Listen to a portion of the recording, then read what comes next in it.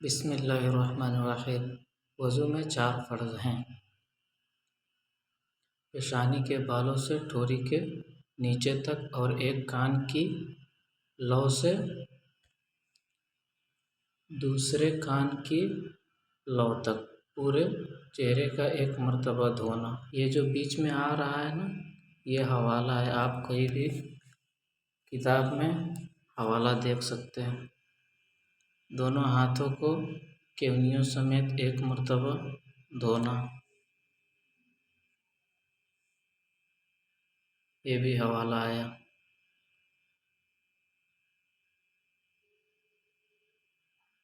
ایک مرتبہ چوتھائی سر کا مسح کرنا، یہ بھی حوالہ ہے۔ دونوں پاؤں کو ٹخنوں سمیت ایک مرتبہ دھونا، یہ بھی حوالہ ہے۔